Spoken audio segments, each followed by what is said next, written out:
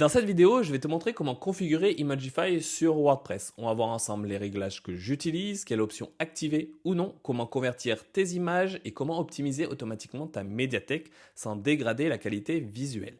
À la fin de cette vidéo, tu auras une configuration propre, efficace et prête à être utilisée sur tes projets WordPress. Si tu veux aller plus loin que la configuration d'Imagify, reste bien jusqu'à la fin de cette vidéo. Je te partagerai une autre vidéo dans laquelle je t'explique comment gérer efficacement les images sur l'ensemble de ton site WordPress.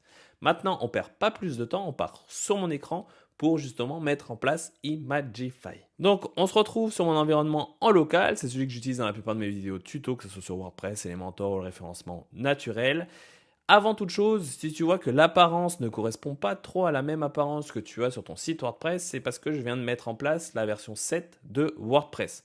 Donc, si tu n'as pas fait la mise à jour ou si tu as fait la mise à jour et que tu veux voir les changements qu'il y a eu avec cette nouvelle version de WordPress, j'ai fait une vidéo justement à ce sujet-là. Je te mets le lien juste au-dessus, n'hésite pas à cliquer dessus et d'aller jeter un petit coup d'œil bien sûr à la fin de cette vidéo parce que ça n'a pas trop d'impact, ça n'a même aucun impact sur Imagify, la version 7 de WordPress. Mais ça a un impact sur l'apparence que tu vois et aussi d'autres fonctionnalités. Donc si tu as envie d'en savoir un peu plus, n'hésite pas à aller jeter un petit coup d'œil. Donc là, la première chose à faire, c'est d'aller sur les extensions WordPress et d'aller ajouter une nouvelle extension. On va marquer Imagify et après, elle va apparaître. Et là, il faut tout simplement l'installer et ensuite l'activer. Ce qu'il faut savoir à propos d'Imagify, c'est qu'il y a une version freemium. Donc, il y a une version gratuite et payante.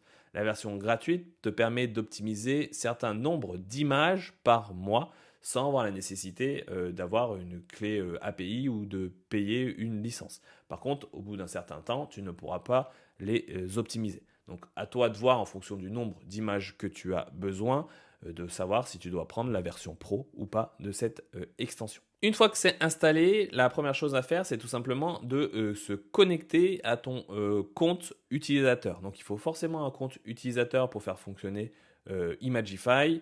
Donc là, ce que je peux faire, c'est faire inscrivez-vous. Donc là, normalement, ça va te demander tout simplement une adresse mail pour laquelle tu vas recevoir ta clé API qu'il faudra ensuite la saisir ici. Et là, après, c'est tout bon, tu as ta clé d'API. Tu as aussi du coup en parallèle un compte utilisateur Imagify si tu veux passer à la version Pro. En parallèle de ça, moi je me suis connecté donc maintenant à Imagify si potentiellement tu as la version Pro d'Imagify pour te montrer comment ça fonctionne.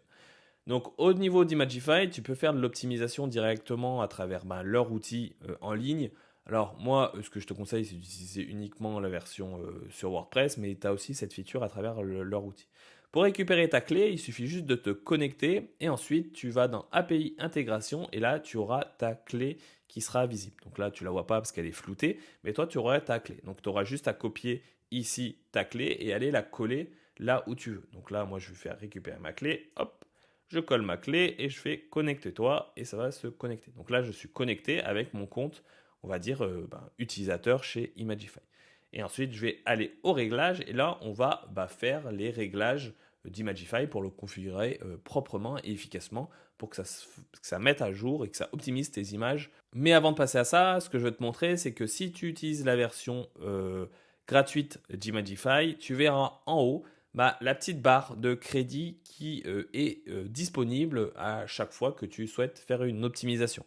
Donc lorsque tu vas en faire, cette barre va se remplir et au bout d'un moment, elle sera full et donc tu ne pourras plus l'utiliser.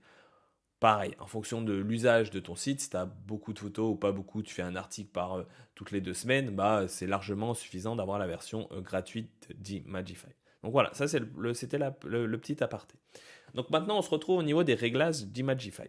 Alors c'est vrai que je n'ai pas précisé qu'est-ce qu'est Imagify, c'est tout simplement une extension qui permet d'optimiser le poids de tes images pour les alléger et pour alléger tout simplement ton site pour qu'il soit plus rapide à charger.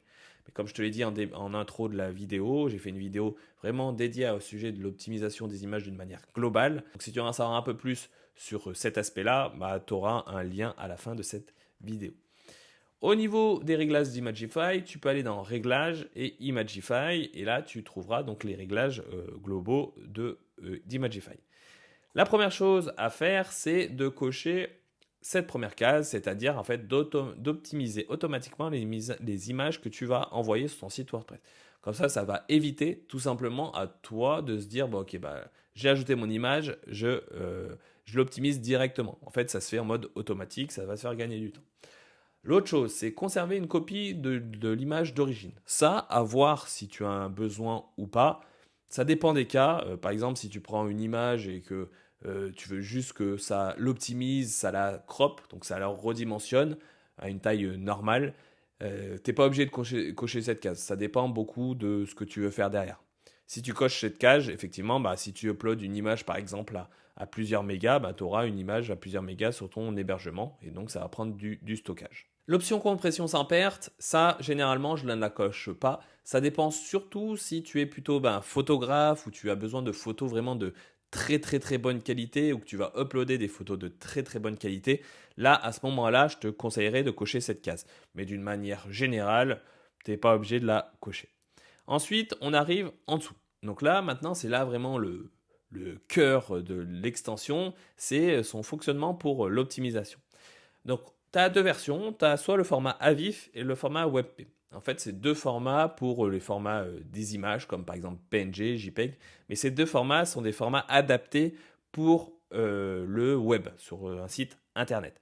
Donc, AVIF est plus récent et plus performant que WebP. Je crois qu'AVIF, il est arrivé il y a 2 ans ou peut-être moins. Euh, Auparavant, il y avait ce format-là, il n'était pas compatible sur tous les navigateurs. Par exemple, Google, c'était bon, mais il y a certains que c'était moins bon. Mais depuis, il me semble que c'est bon à 100%.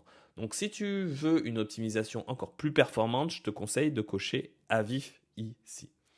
Là, l'autre chose intéressante, c'est donc ici comment la nouvelle version, la nouvelle génération des images, le nouveau format des images va apparaître à travers ton site internet.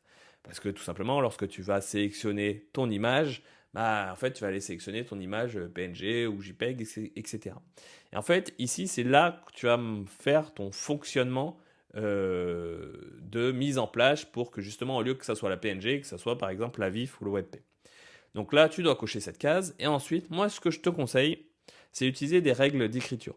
C'est plus simple et c'est plus compatible en fonction de ce que tu utilises comme builder ou tout autre outil pour justement construire tes pages. En fonction de si tu utilises ça, potentiellement, ça ne va pas se mettre en place correctement en fonction du builder ou de l'extension que tu vas utiliser pour la mise en page de tes différentes pages.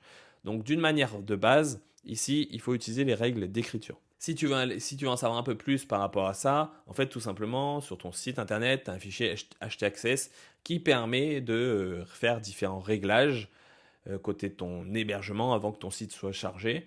Et ici, en gros, Imagify va mettre en place une règle d'écriture qui dit, en gros, lorsqu'il y a une image, par exemple .png, etc., qui doit apparaître sur la page web qu'un visiteur consulte, et au lieu d'afficher l'image PNG, ça va chercher son équivalent à VIF ou WebP.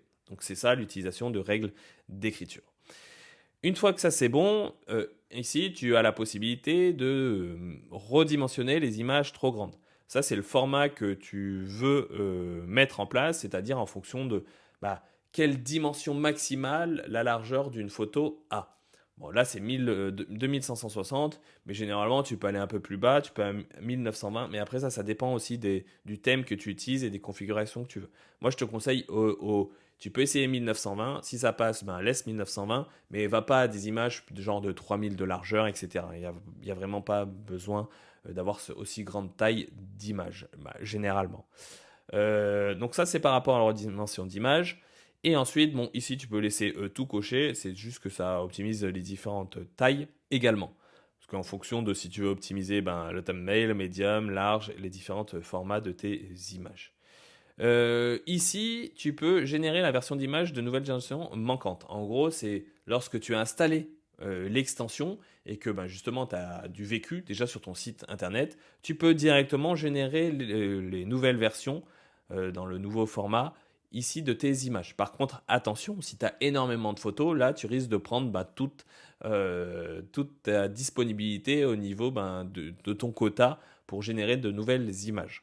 Donc, si tu as beaucoup d'images, je te conseille plutôt d'aller toi sélectionner les images que tu as optimisées derrière au lieu de cliquer sur ce bouton-là. Tu as aussi la possibilité d'ajouter des thèmes pour l'optimisation, mais en règle générale, la plupart du temps, ça se passe quand même dans les médias de WordPress. Donc une fois que tu as fait ces réglages, tu peux soit enregistrer modification tout simplement ou soit enregistrer et aller à l'optimisation en masse. Enregistrer modification, ça fait juste un enregistrement assez classique que ce que tu retrouves dans chaque extension, chaque outil lorsque tu fais une mise à jour. Et enregistrer, on va voir ce que ça fait. Voilà, juste avant d'enregistrer, par exemple, là, moi ma valeur doit être de 2048. Du coup, à ce moment-là, je mets le minimum ici. Donc là, je vais faire enregistrer et je vais aller à l'optimisation en masse. Ici, l'optimisation en masse, donc tu peux le voir aussi à travers médias et optimisation en masse, c'est un aperçu global de ton site WordPress au niveau qu'est-ce qui a été optimisé au niveau de tes images. Donc là, on peut voir que sur la vue d'ensemble, il y a c'est le nombre d'images originales que vous avez optimisé avec Imagify. Donc il y a seulement 2% des images qui est optimisé avec Imagify. Ce que tu peux faire tout simplement, c'est de se dire allez, je clique sur ce bouton et ça va optimiser toutes les images qui sont manquantes. Sinon, ce que tu peux faire en parallèle, je te l'ouvre dans un nouvel onglet, c'est tout simplement aller sur Mediatek et ici, lorsque tu vas aller sur Mediatek, tu vas avoir par exemple optimiser encore. Bon là elle est déjà optimisée. Tu vas avoir un petit bouton ici, optimiser et tu vas cliquer ici et ça va optimiser ton image. Donc par exemple si je clique, là ça a un cours d'optimisation et ça va aller optimiser mon image.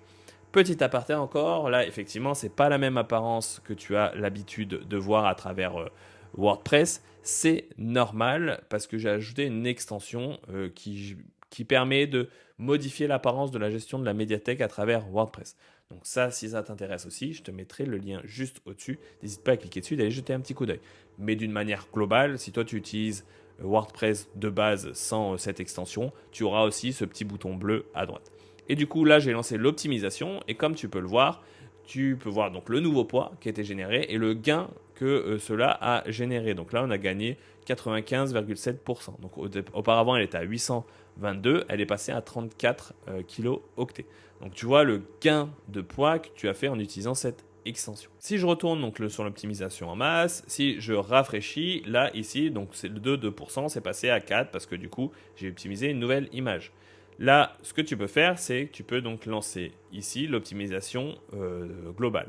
Et là, attention, donc ça te montre le nombre de crédits qui est encore disponible pour l'optimisation de tes images. Donc encore une fois, ça va dépendre de si tu as la version gratuite ou premium, si le nombre de photos que tu as. Donc attention à ce que tu fais. En tout cas, si tu as la version pro, tu peux y aller sans hésiter. Tu fais démarrer l'optimisation et là, ça va faire les modifications d'une manière globale et ça va optimiser en cours de route. En parallèle, si je retourne ici et que je rafraîchis, tu verras potentiellement les photos qui vont s'être optimisées au fil de l'eau. Donc voilà, au niveau d'Imagify, c'est une extension très rapide à mettre en place. Tu vois, tu n'as pas besoin forcément t'as besoin de créer un compte, mais tu n'as pas besoin d'aller sur l'extension pour créer un compte. Tu peux directement le faire avec Imagify. Et Imagify, c'est la boîte qui a créé Imagify, c'est la même que celle qui a fait WP Rocket, l'extension de cache. Donc c'est quelque chose qui est normalement très quali et que moi j'utilise dans la plupart de mes sites internet lorsqu'il y a besoin de faire des optimisations d'images. Même lorsque je crée un nouveau site internet, c'est quelque chose que j'utilise au quotidien. Et donc maintenant, si tu veux en savoir un peu plus sur d'une manière globale pour optimiser tes images, parce qu'il n'y a pas seulement cette méthode d'utiliser une extension à travers WordPress, tu as d'autres process, tu as des process qui se fusionnent, qui se combinent. Donc j'ai fait vraiment une vidéo à ce sujet-là aussi, je te parle de les conséquences que ça a d'avoir des images lourdes sur ton site WordPress. Donc ça, si ça t'intéresse, je te mets le lien juste au-dessus, n'hésite pas à cliquer dessus et d'aller jeter un petit coup d'œil. Donc, et là, juste avant de finir et de passer à la conclusion, tu peux voir qu'il y a ce bouton-là qui vient d'apparaître sans que je rafraîchisse la page. Donc les images sont en train de s'optimiser. Et voilà, on arrive déjà à la fin de la vidéo. C'était un court tuto sur Imagify. Je t'ai montré comment configurer Imagify pour justement optimiser l'ensemble de tes images à travers ton site WordPress. Si tu as des questions au sujet d'Imagify ou tout autre, n'hésite pas à me les mettre juste en dessous dans les commentaires. Je vais aller voir si je peux essayer de récupérer une sorte de code promo ou de lien que je peux te donner pour que tu aies une rédic. En tout cas, ça sera aussi dans la description de la vidéo. Si tu as des questions, que ce soit à ce sujet-là ou toute autre chose, n'hésite pas donc à le mettre dans les commentaires. Si tu as aimé cette vidéo, n'hésite pas à mettre un gros like sous la vidéo. Et si tu es encore présent au moment T de la vidéo. N'hésite pas aussi à mettre dans les commentaires Imagify pour me montrer que tu as été présent jusqu'à la fin de la vidéo. Et si tu veux suivre les prochaines vidéos qui vont sortir à travers ma chaîne YouTube, n'hésite pas aussi à t'abonner avec le bouton qui est juste en dessous. Sur ce, je te dis à bientôt pour une prochaine vidéo. Ciao, bye bye.